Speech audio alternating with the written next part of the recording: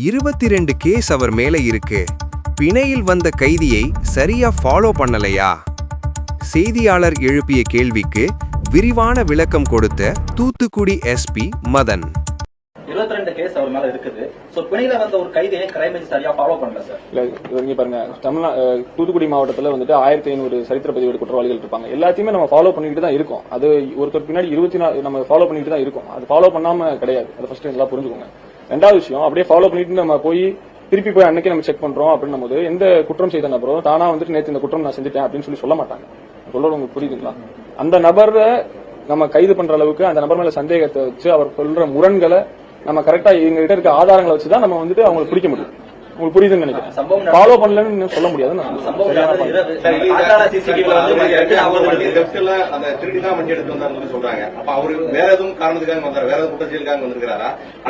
அது நம்ம விசாரணையில தான் தெரிய வரும். இப்ப சொல்ல முடியாது.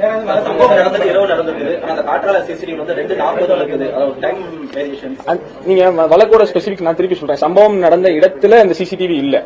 அது எங்களுடைய அனாலிசிஸ்ல வர்றது. நான் சொல்றேன் புரியுதுங்களா? அது அந்த நபர் வந்துட்டு நம்ம இந்த டிஸ்கிரிப்ஷன்ல நம்ம ஏன் போகணும்னு நான் கேட்கறேன். இந்த டிஸ்கிரிப்ஷன்ல எந்த நேரத்துல அந்த நேரத்துல போனாரு அந்த தகவல் தெரிஞ்சு நீங்களும் எதுவும் பண்ண போறது கிடையாது. நான் சொல்றேன் சரிங்களா? ஓகே, நான் திருப்பி உங்களுக்கு ஒரு வேண்டுகோளா வச்சுக்கிறேன். வழக்கோட ஸ்பெசிபிக்ஸ் பத்தி நீங்க டிஸ்கஸ் பண்றது சரியா இருக்காது. அது சட்டப்படி பண்ண நல்லா இருக்காது. அந்த ஒரு சிசிடிவி இவ்வளவு விஷயங்கள் நான் சொன்னேன் இல்லைங்க. அந்த ஒரு சிசிடிவி ஒரு நபர் ஒரு பைக்ல போற மாதிரி சொல்றீங்க. அதை ஒரு வச்சு நம்ம அந்த நபரை நம்ம கைது பண்ணல. இவ்வளவு விஷயங்கள் நம்ம சொன்னோம்ல.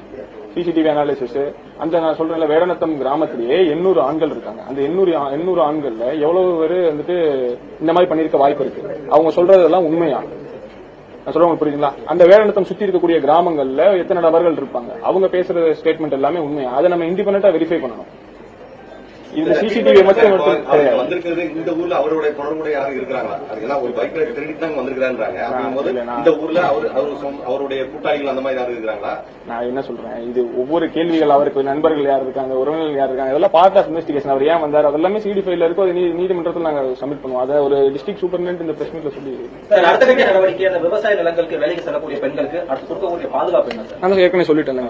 ஃபர்ஸ்ட் பிங்க் பீட் அதிகப்படியா மார்ச் பண்ண போறோம். அதிகப்படியா மார்ச் பண்ணிட்டு அதுக்கப்புறம் இல்லாம சிசிடிவி கேமராஸ் டிராஸ்டிக்கா இன்க்ரீஸ் பண்ண போறோம். ஏற்கனவே அதை ஸ்டார்ட் பண்ணியாச்சு.